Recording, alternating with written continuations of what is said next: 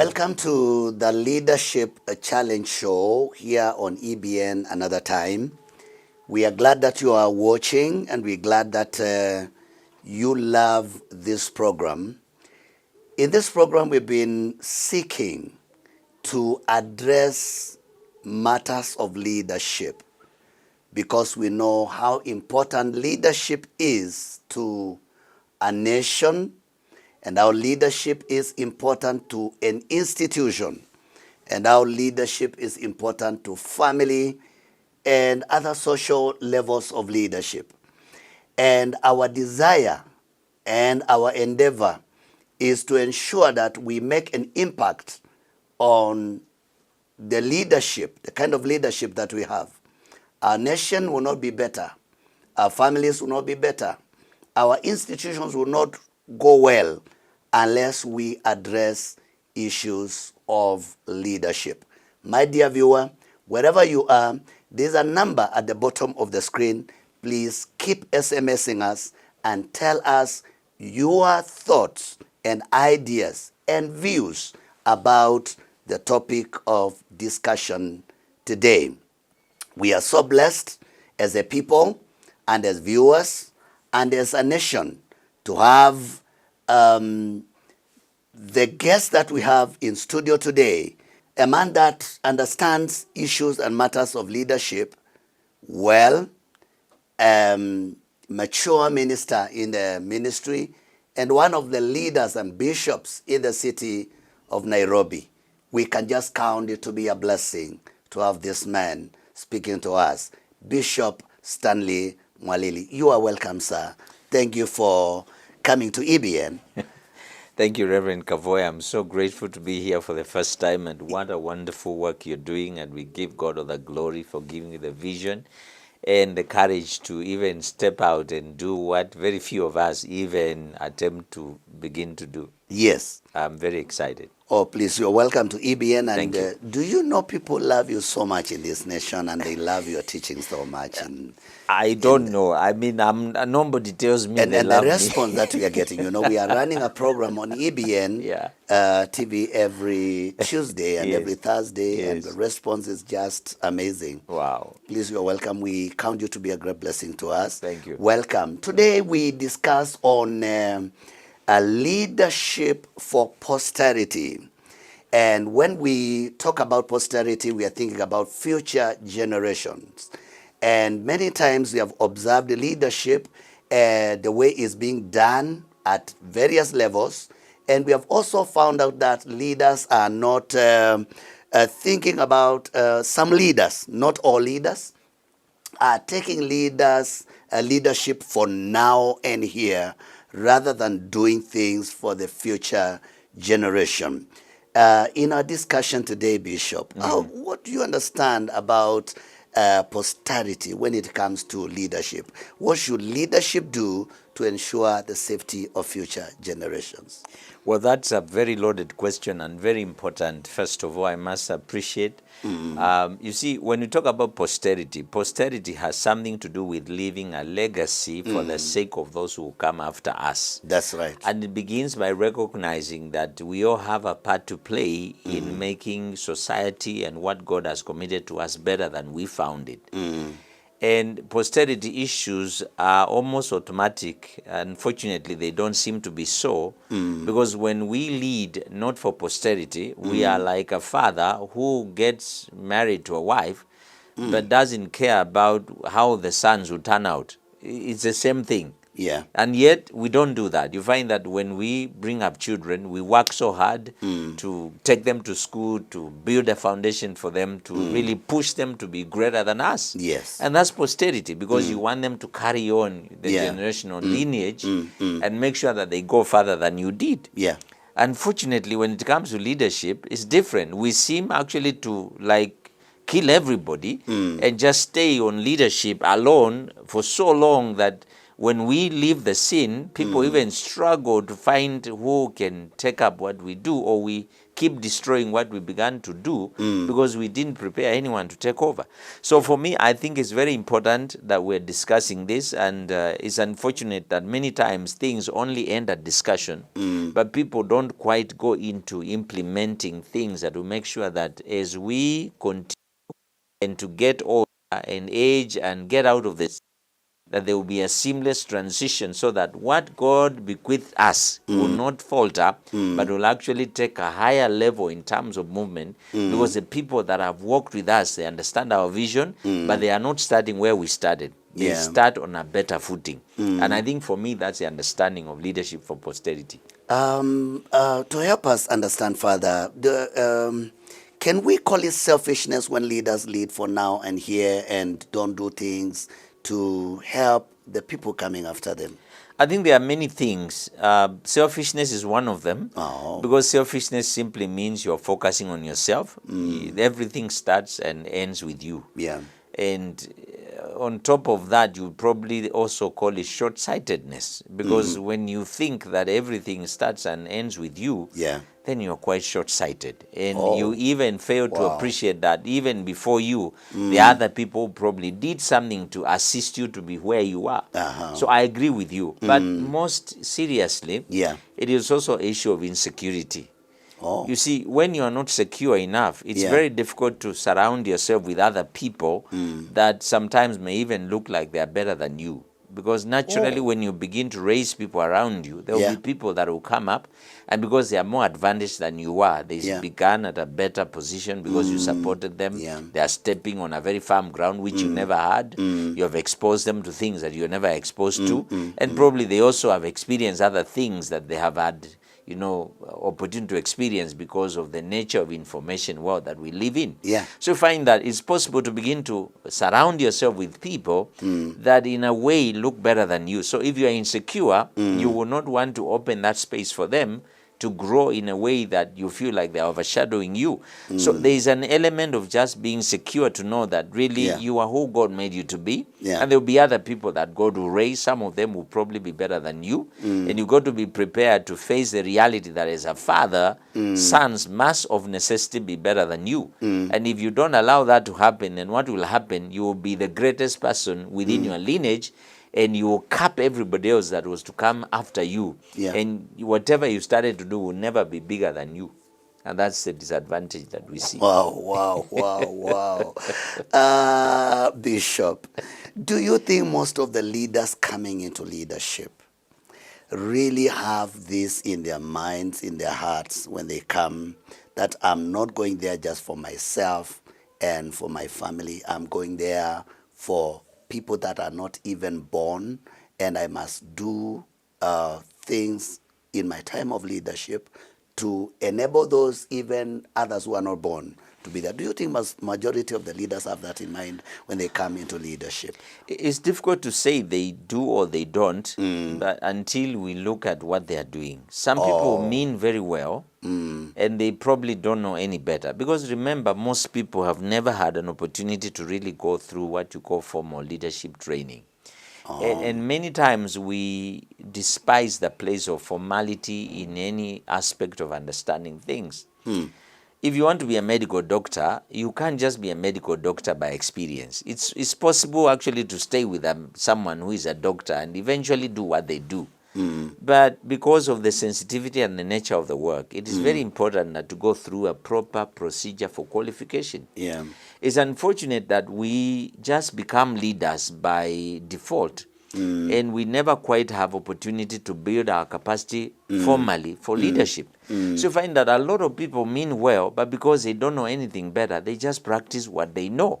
And because of lack of knowledge, and what Hosea 4:6 says, my people are destroyed for lack of knowledge. When you don't know something, it will destroy you. So what happens is selfishness and short-sightedness, what we talked about earlier, and also insecurity override the good ideas and practices that we had, so that once we see people beginning to surround us and having questions and probably trying to even add value to what we do, we become threatened.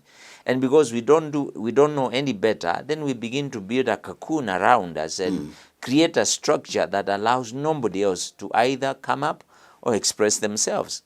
So there are several issues there. One could be people don't know. Another one could be they know, but their own fears of insecurity and also short-sightedness overrides what they know, and they don't have the courage to prepare the way for the sake of others. It is very important for everybody that is in existence, and especially leaders, to know that nothing exists for itself.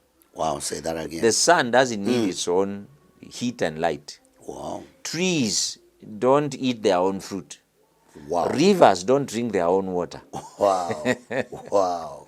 Yeah. So God has wired situations and life such that when we are brought into existence, we must understand that that has been brought for the sake of others. We will benefit in the process, because also the other people that God would have raised to also meet our need. So we also need to know that as a matter of reciprocation in the principle of divine exchange, that as we receive from some other quarters, we also need to give. And so when that exists in the mind and the psyche of leaders, it will be much easier to know that when God anoints you and gives you a responsibility and a job to do, you are not doing it for your own sake. You're doing for the sake of many, many others, and you're simply a steward of the resource of God, and you need to just do that for the sake of the kingdom of God. And like somebody said that, we must get to the place whereby we say we don't care who gets the glory as long as the job is done. When you get to that level, you are ready for building a leadership posterity. Yes. So, Bishop, talking about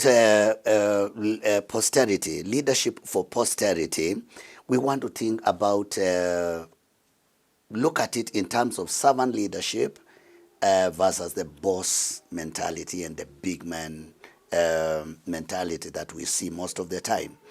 And I will want to hear you speak about it and tell us what will it turn out to be, because for posterity, I don't think whether it is possible without coming to the level of serving the people.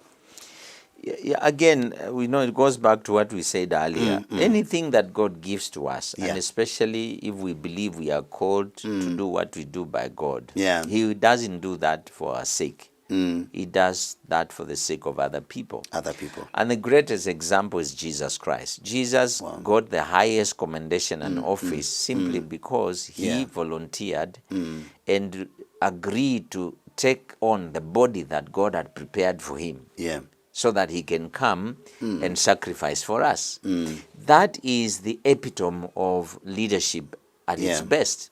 And like you said, there is no way you can be the boss type of leader who wants to be served and lording it over others, like Jesus said, and build leadership for posterity. It can't work, because what happens, your leadership simply serves your interests. It meets your needs at the expense of the people that you're serving, as opposed to the leadership that Jesus Christ introduced, where He said that if any of you wants to be great, then let them be the servant of the rest. So that when we come into leadership, we come into leadership as servants. But many times when you look at, we use the word, like for example in church, we really use the word servant of God. But really when you look at it, we are not servants of God. We are served actually. We are really served. We are really please, served. I would really want to hear you. People do things for us. They run around for us. And of course, we do some stuff. We pray, we organize, we teach, we preach. But we are But when you look at the real service, when you talk about serving, if, for example, you just go like to a room where you're gathered with some, either your team members. Just attempt one of the days to serve one of them. Just take their plate and serve them food. And you see the kind of consternation they will have. And yet, I'm not saying we need to do that to prove anything, because servant leadership must be a heart issue first of all. It's a heart issue. You can go serving people, but you are full of pride and you are still a boss. Yeah. Because bossisty has nothing to do with the outward actions. Outward actions follow what is in the heart. Is in the heart. So the attitude of the heart, first of all, is so crucial, that you know, I'm not here as a boss. I'm not here to be worshipped, to be done things. I'm here to give my life and do everything I can to change the lives of other people. How much are you willing to sacrifice your comfort, your conveniences, and some of the values and even some resources that you would put into your own use for the sake of developing other people? Yeah. For me, that's what we need to be grappling with, as opposed to, looking for the very best at the expense of the people that we are supposed to develop. Yeah. At the end of the day, we must ask ourselves, how better have we left the people that God committed to us to lead? Are they any better because of our leadership in their lives? Yeah. If we cannot answer that question in the affirmative, then chances are that we have simply been bosses and never leaders. Bishop, I'm thinking about Africa. Yes. Our continent. And I'm wondering, why does Africa stagnate most of the time? Because you look everywhere, you find like we are almost at the same level, and others are very low and poor. And you find there's no development. Is it because we are, and all the time, we have leaders that are drawing salaries and leaders that are leading, offered security, bodyguards and vehicles and all that. What is happening to these leaders? Because we expected, like by now, most of the African nations to have changed by far. But we largely remain in the same place. What's happening? Again, that's a very complex question and situation. And I think it also applies to our nation here in Kenya. Yes. Yes, yes. You see, when you look at it, these days, becoming a political leader or a leader in any institution is a license to personal glory, ideally. And that's the difference between us here and the rest of the world. You notice that in other nations, when leaders become leaders, they don't just become glorious all of a sudden. And if you check, they can account for what they own and what they have. There's a certain chapter, I think was it chapter 5 or chapter 6, that was introduced in our constitution, the one about ethics, where even leaders are supposed to declare their wealth before they can get into leadership. Do you know that particular bill it's been impossible to implement it because our leaders cannot implement it? Reason being, you are closing the door that made them enter where they are. I feel like leadership in Africa is so lucrative at a personal level that anybody will get into leadership, not because they want to help and affect the life of the members of the society, but because they are going to gain power and also gain wealth. And you need both. You need both wealth and power. When you get wealth, you need power to protect your wealth. Yes. When you have power, you need wealth, to justify your power. Yes. So the two go together. And so it is very difficult for Africa to really get itself out of there, because you find in Africa, when you become a leader, you become a glorified person. You can't ride a bicycle. I'm told there are some prime ministers in the European countries that go to the office on a bicycle. And they go park their bike there alongside somebody else's bike, and they're fine. Because, they are servants of the people. So we have a totally different worldview in terms of what leadership is all about because of the chief mentality. Here, the chief was a very powerful person. Yes, yes. You remember the chief, you would even senior, take a goat for him to eat. Yes. He would get the best cookery of the home to eat. Yeah. And chiefs were so respected that if he told you to move away from your location, you just go away and you can't come back there. So from that drawing, then we have kind of just perpetuated that kind of leadership, despite Jesus Christ coming and showing us a different model that really makes you subservient to the people that God has called you to serve. Jesus going into a room and deciding to, guard a towel on his loins Yes. and begin to wash the feet of the disciples, that's something that was unheard of. And yet he was saying, I'm doing this to show an example of what you should do, because if I, your master, have done these things, then you should also be able to do them. Yeah. And yet that's not the spirit that we have. Today, Yeah. when you become a leader, you are glorified, you are put on a pedestal, you are special, everything must be done for you. So the question is, what are you doing for people? What is it that makes you be treated that way? And I'm not saying there's anything wrong, because again, position attracts responsibility, yeah. and responsibility requires that there are privileges that go with it. Yeah, yes. But then we need to be able to justify that. Unfortunately, there is a lot of dishonesty, such that even when I'm paid a salary, like now for me, the church that I serve pays me a salary. So I should be able to be happy that I'm paid a salary, and I do whatever I need to do with that salary. But then what will happen is I will still look for other ways and connive and, cheat and lie and organize and put pressure on people to do things that ordinarily they shouldn't be done for me. And these are things that we really have to struggle with. And Bishop, so this one has kept us behind in terms of development. Absolutely, because when you look at our leaders, Yeah. you just need a cursory look at our leaders. Most of them are very wealthy, and when they went into leadership, they were not.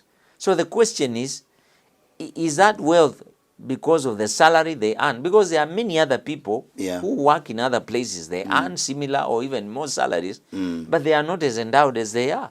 So what gives them license to own what they own? And so they did not work for the future. They use their office to get what they have gotten. And that's what you call misuse of power and misuse of office. And that happens everywhere, across the board, in the political circles, in some institutions, and unfortunately, even in the church. Oh, wow. Okay, Bishop. Let's pause a little bit. My dear viewer, I believe you are getting it right, and your eyes are opening. And we will take a short break. We'll be right back. Welcome back to the Leadership Challenge Show here on EBN TV. With me in studio is Bishop Stanley Mwalili, my friend and a great servant of God and a great leader in this nation, talking about leadership for posterity. And we are finding that we have so many things that we need really to talk about and think about when it comes to leadership for posterity.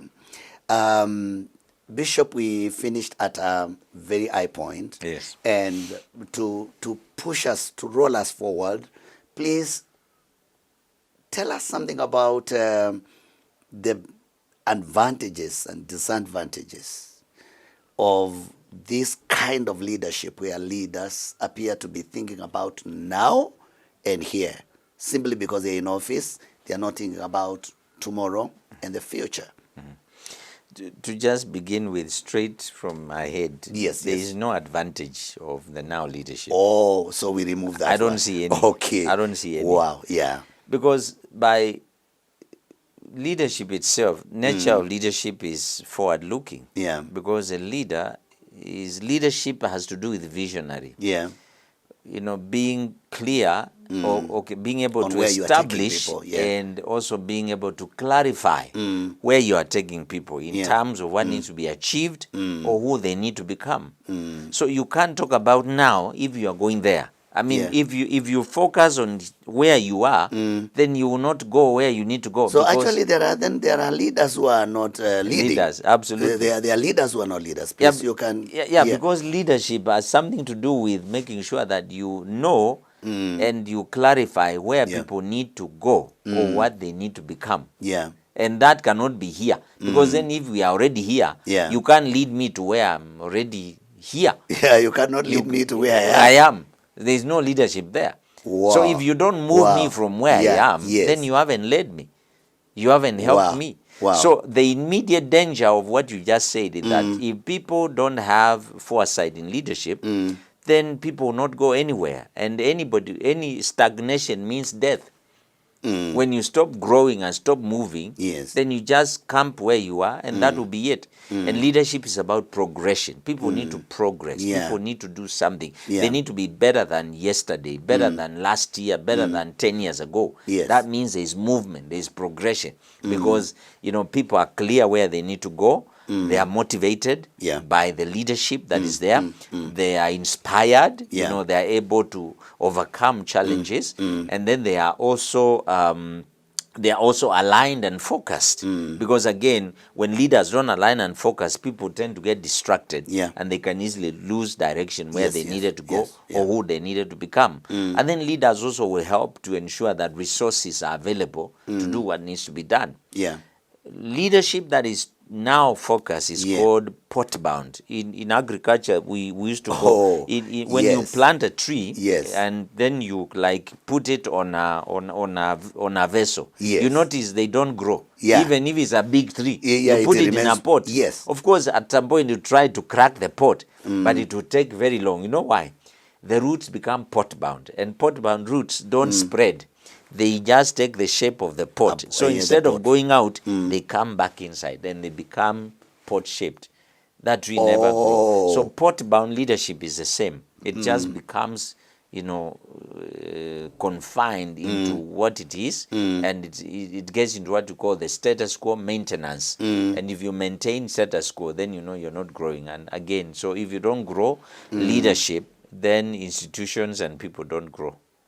Wow. And then Bishop, now help us then. Do you think then leaders are really leading to take people forward? Because it appears like we are stuck, and not only in political level, even in institutional and church level. Reverend, I will be honest with you here, and I'm not saying this because I'm any better. We have too much talk about leadership, but very little leadership taking place. That's a reality. Wow. There's too much talk about leadership. Books have been written. Seminars have been held. People have talked about it. But what has happened is a lot of people are into leadership, not to lead, but as a career, as a means of survival for their lives, because they take it as a career, not because they want to help people, but because it's a means of living. They are able to make money, they are able to get power, they are able to leverage on the opportunities that come when you're in a privileged position, but otherwise there's very little leadership happening. People are not clear of where they need to go, who need to be, how they need to get there, and they are not supported to be what they need to be. That's why many African countries, we have a lot of resources, but we have millions of unemployed youths. Yeah. How do we explain that? How are we leading those youths? You see, now you are coming to a very interesting area, and we're going to delve into it. Because now I think when I look at our setting here in this country and in many nations in Africa, we have so many projects. Almost every regime comes up with something they want to do for the people. But it appears like after they exit from office, that thing will not continue. If you can remember, as far as when we were in primary school, the Maziwa ya Nyayo. Maziwa ya Nyayo was a great idea. It could have been continued to become something big for the people. But when the president exited, that was the end of it. Many other big projects. What is happening, Bishop? Several things here. One, the big question that begs answer is, how did a project come to be before it is implemented? Who brought it up and who needed it? Yeah. So we are talking about very clear studies here, Yeah. and in terms of what you call civil engagement, where you come to me and ask me, Stanley, what is your felt need? What do you need to be done so that we can support you to be who you need to become? The challenge with many projects is they are not necessarily done to help people. They are done because there's money that needs to be spent, and there are contracts that need to be awarded so that somebody can get that money into their pocket. That's one problem. So a lot of projects don't connect with the felt needs of the people. And these are some of the issues that we really have to grapple with. Because some of the project could be easily imposed on us simply because there is either a donor or a country that wants to run a project, but it needs to justify what it's doing in Africa so that they can also take back that money in form of supplying equipment and top personnel and stuff like that. Yeah. It's a huge political game that is played, in all these huge projects that we see. But that aside, I believe we need to divorce politics from development. The biggest challenge we have in our country is when development is attached to political interests. Yeah. Such that if you start a project and you are the outgoing MP, I cannot come to finish that project because if I finish it, it will be said it was your project. So I don't get glory. And it's what I told you earlier. Where we are not in it because we care about the people, we are in it because we care about our name and our interests. Yeah. So I will trash whatever you did as a former MCA or MP or president, because if I touch your project, then I will be said I only came to finish what other people started. I did nothing. And it's because projects and development and politics are married. So if we can divorce them and agree that once a project is started, it's a government project, feasibility studies are done, unless the outgoing regime misuse resources, in which case audit must be done, so that we ask ourselves, how much money was allocated for this project? How much was put into the project? Why was it not completed within the time frame that was given? Yeah. Then with the audit report, then we can say, here, people embezzled funds. It was unfortunate, but the project is still necessary. It needs to be completed. Yeah. So can we have a supplementary budget to support this work? And that is done even if it is under your leadership. Yeah. So that you don't just go in there because you want to get mileage out of that project. Today, just move around some counties. You'll find that the governors have put signboards for every little project they do, even if they are just planted grass. Even he if puts they his build a banner there, culvert. so Yes. that even the banner is more expensive than the work that was done. Wow. That is not the governor's money. Yes. This is government money. I come from an area where the MP, every CDF project he has his name on the CDF. CDF money is not the MP's money. It is government money. Taxpayers, the tax that I pay. Wow. So if anything, yes. my name should be on that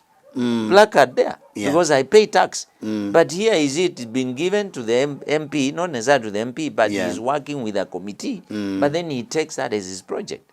So my brother, these things are very complex, and it's what the Bible says, that the heart of a man is wicked and desperately deceitful.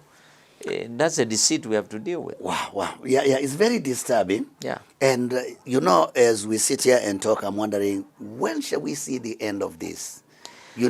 Kicking off projects, flagging off projects that go nowhere. And if another president comes or another governor comes, the thing is trashed. We have Galana Kulalu. We have every other place, every big projects that have taken millions. But when a new regime comes in, and it also happens in churches, we see pastors who begin a work, reach a very good level. Another pastor is brought in. He does not continue that project. He begins other things. When will we ever see the end of this thing? My brother, I'm not very sure we'll see the end of these things unless our hearts are redeemed. Yes. And we come to the place whereby we don't come to seek glory. You see, when you look at the temptation of Jesus Christ, immediately after he was taken into the wilderness for 40 days fasting, I don't know if I can finish this within the time that we have. Please there are three temptations that leaders must overcome. Jesus was tempted by the devil with three temptations. The first one was, if you are the Son of God, turn these stones into bread. If you are a politician, if you are powerful, if you are really the most big man, turn these stones into bread. So what do? We keep doing things that is akin to turning stones into bread. What is that? That means we are doing things that nobody needs. It is done in the wrong way, because Jesus could still have turned stones into bread. But it was not necessary to do that, because he had allowed himself to get into the form of human where he is not authorized to operate at that level. So anytime we begin to operate at a level we are not supposed to in terms of expenditure and doing things, then what we are doing, we are turning stones into bread. And almost all leaders have failed the test of turning stones into bread, including pastors. Bishop, that is very deep. That's we are profound. turning stones into bread. You look at the things we do, and basically we are simply doing things that the question, who really asked you to do this? That's temptation number one. Who asked you to do it? Is it the devil or God? Here is the devil who was asking Jesus to do that. And Jesus never did it. No, he said, man shall not live on bread alone. So he said, I will depend on God. The word that God speaks, that's what I will depend on. This is very deep. So the question is, have we heard God, especially as ministers of the gospel? Wow. And you see, we have that problem where we are competing to build sanctuaries, to do things. And the question is, have you really heard God? Or you are doing it because Pastor so-and-so, your friend, did it, and you are left behind. And we push members until stones become bread. Wow. Temptation number one. Temptation number one.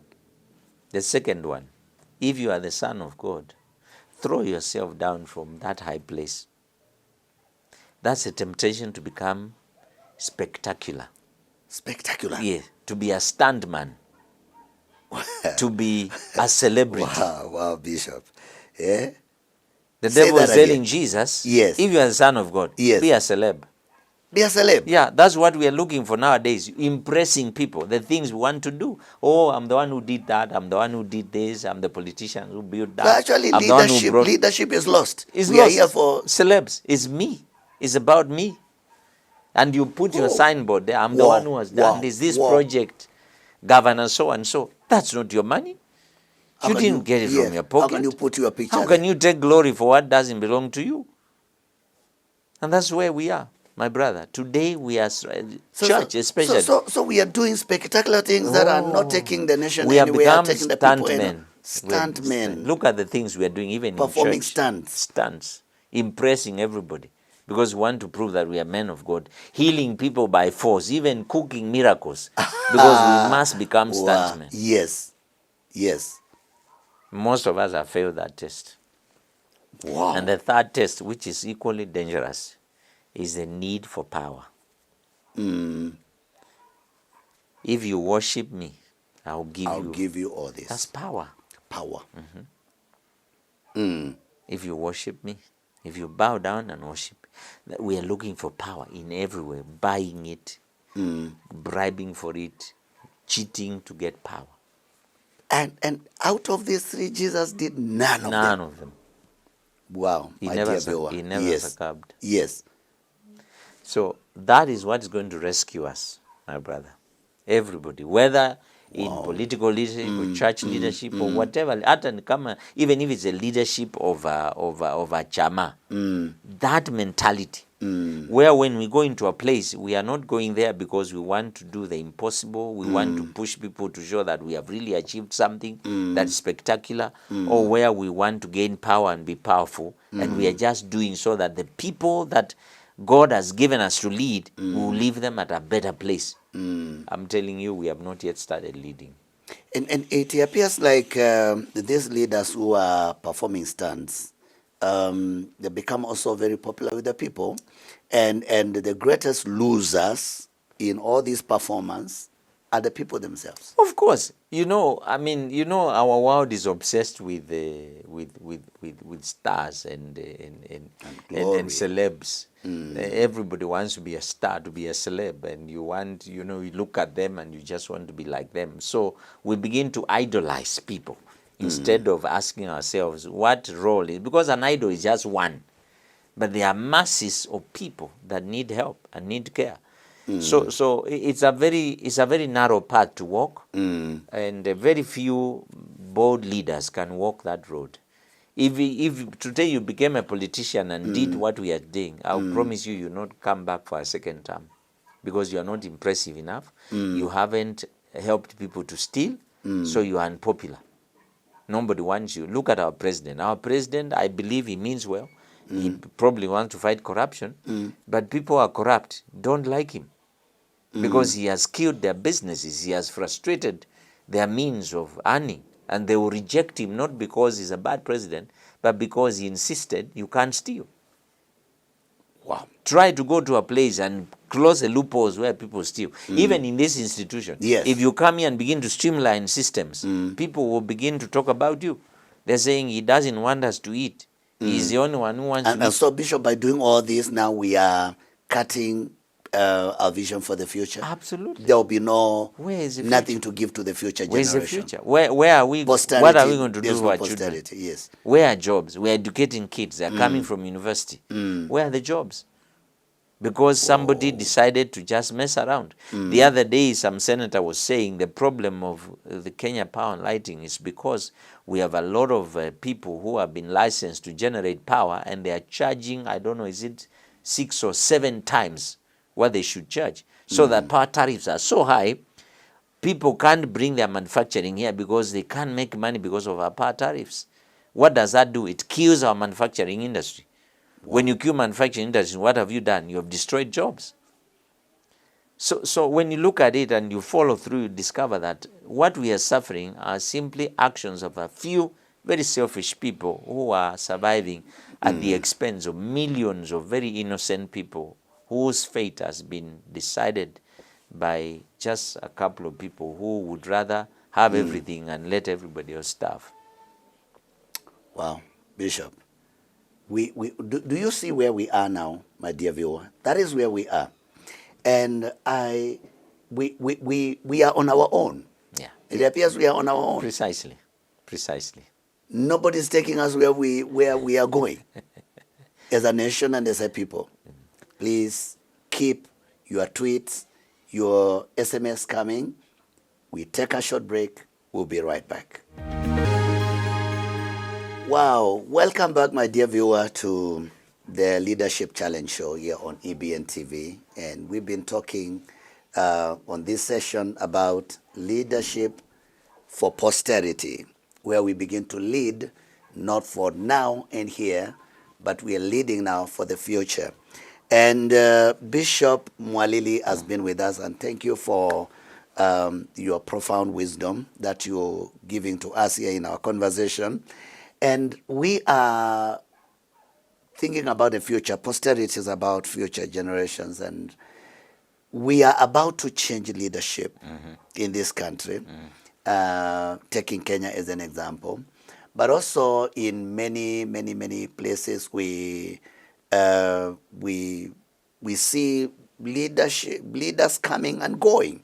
There will always be leaders coming and going. Do you believe there are things that leaders should do to keep the vision for posterity alive rather than for them to exit and everything collapses? Absolutely, yes. One of them, I think it begins by the leader knowing that they will not be there forever. It helps to know that you are not evergreen. A time comes when we have to exit this leadership, either in a good way or in a bad way, or even abruptly. Things can happen, and either we get sick, we have to get out, or something you are called home. Yeah, you're called home. The Lord says your time is up. Yeah. So when we know that, then we need to begin to prepare for posterity. The first thing that I believe is necessary, especially if you are handling an institution, is to ensure that you have structures and systems in place. Because when you don't have structures and systems in place, and they are all in your heart and your mind, if you go with them. Yeah. So people will be left grappling. So maziwa ya nyayo alienda na maziwa ikaenda. Yeah. Yes. And then again, the things you start, don't just start them because it is you. Start them because they are necessary, and other people who come after you will see the value of these things. Because you can start something to build your ego, but they are not necessarily good things, or they are not sustainable. And that brings me to the other point. We need to start things that are sustainable. Yeah. Maziwa Enya was a good initiative, but Yes. it was not sustainable because if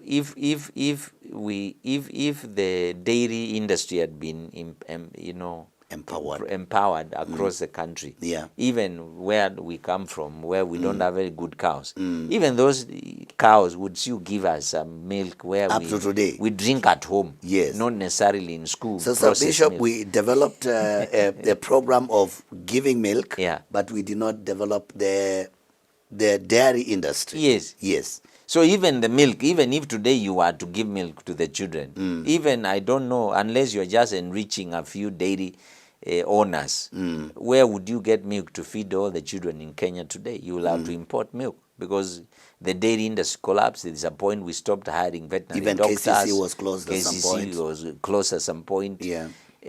So you see that when we have to start projects, we need to think about sustainability. How will this be carried on? And then I talked about structures, and then developing people around you so that you work with people who listen to you, they see what you do, they connect with your heart, so that eventually when you leave, you are releasing that grace to someone else to continue with what you do. You see, Bishop, I have to ask this before I forget, because now I see many leaders, they start well with the people they are working with, and at some point they divorce, and they don't want to see those people again. Is it possible to have a leadership that will be for posterity unless we are able to keep people that have learned from us so that we can hand over to them?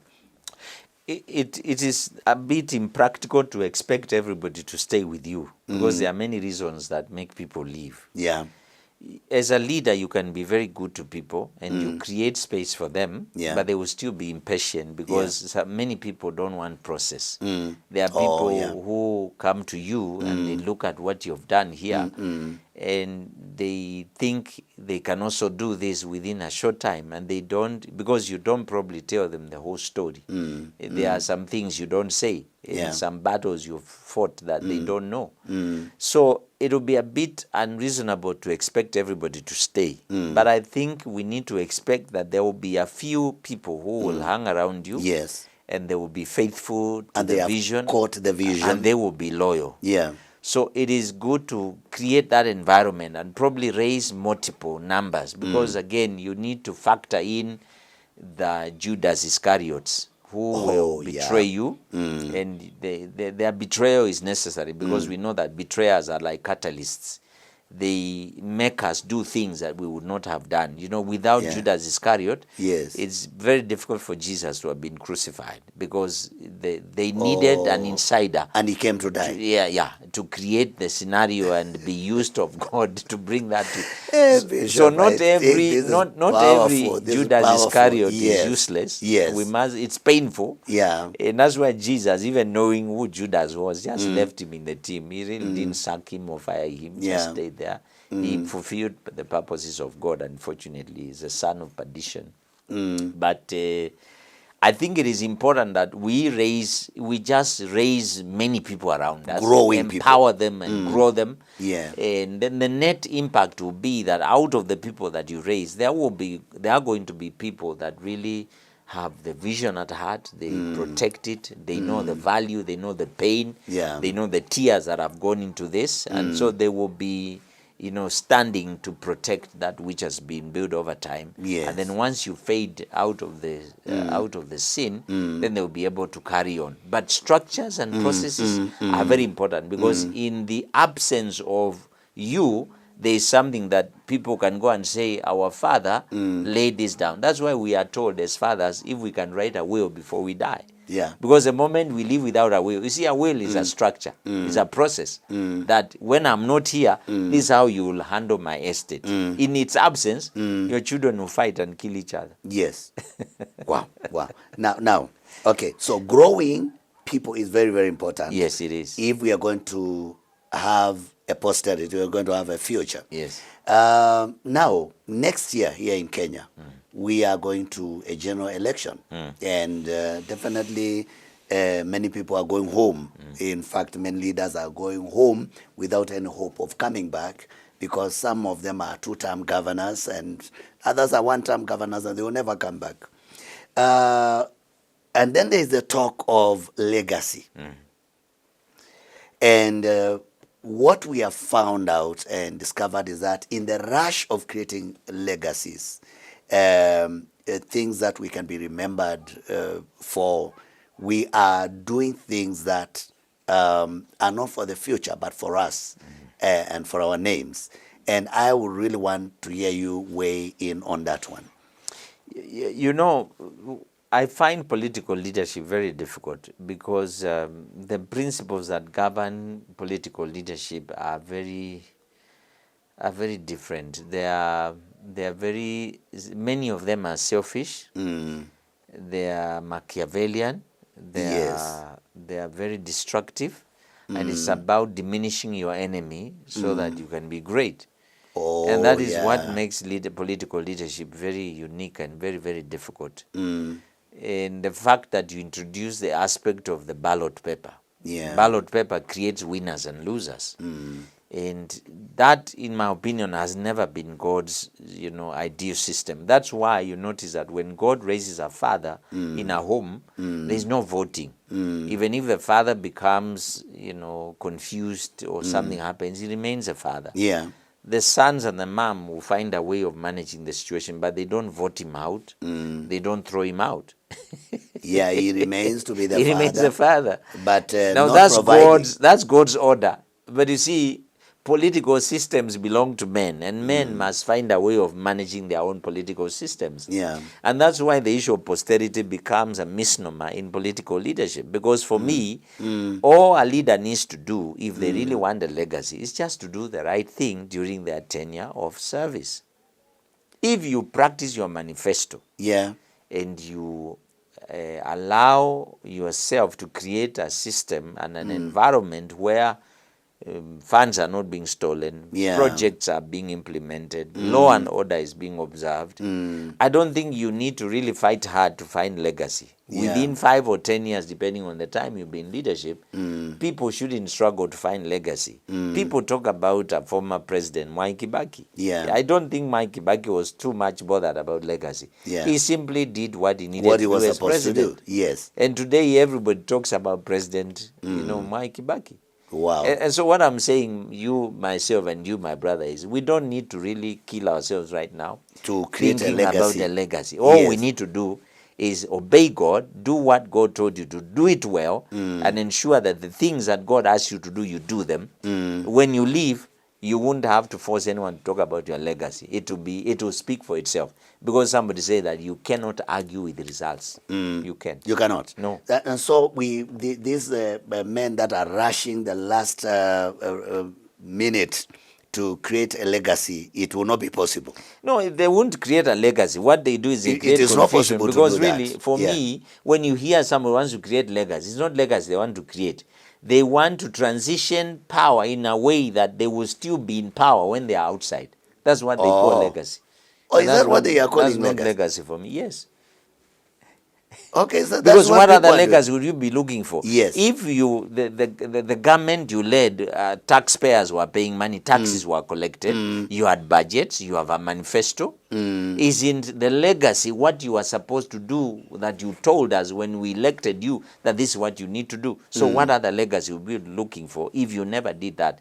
And if you never did that in the first 2, 3, 4, 5, and then another second term, what makes you think you do that in 24 months left before your leadership term expires? So this legacy is not about these big projects people are beginning and people are rushing to do. That is what we expect.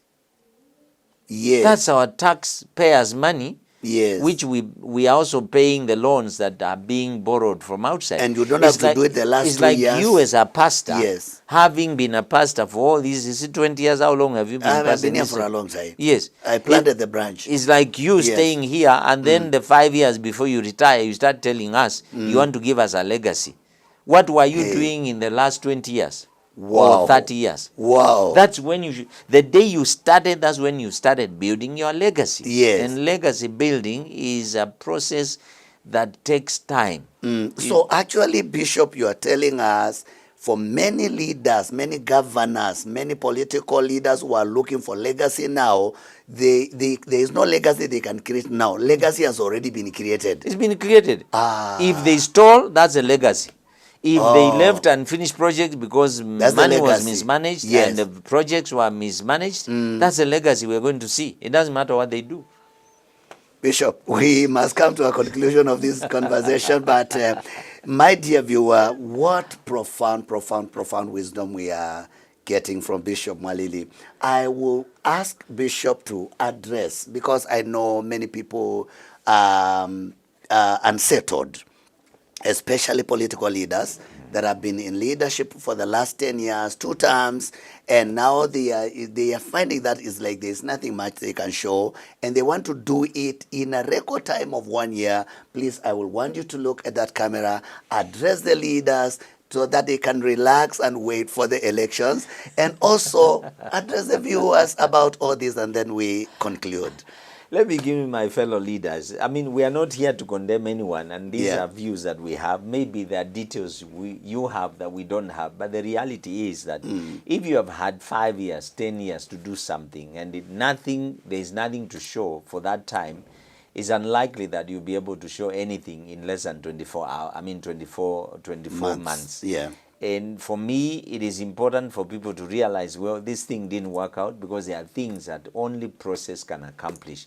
You can never accelerate the pregnancy of a mother. It has to take 9 years. You can't. Yeah. There are things that will need process. Even if you are to build a road, you can't build it in a record 2 months. Wow. There are engineers who require that you give time for the compaction, for the settling, and for the pillars to dry up. These are things you can't hurry. And so for leaders who have really squandered their chance, I'm sorry. I pray that you somehow can be able to convince the electorate once again to give you an opportunity to come back. But if you can't, then too bad. I hope you have learned your lessons, and in future, if God opens a door for you, then you need to do it better. Probably consult and have a team of advisors who can help you to structure your leadership such that within the first 100 days of your leadership, you have begun to create your legacy. For those of us who are, people, voters, wananchi, we need to understand that I know we have placed a lot of hope in our leadership, but I tell you, we need God to help us, because human beings are deceitful, and let's not put all our hopes in people. As we vote, let's remember that we are voting in human beings. Many of them are driven by very, very serious personal ambitions, and will be disappointed. Let's not put all our hearts and life into these things.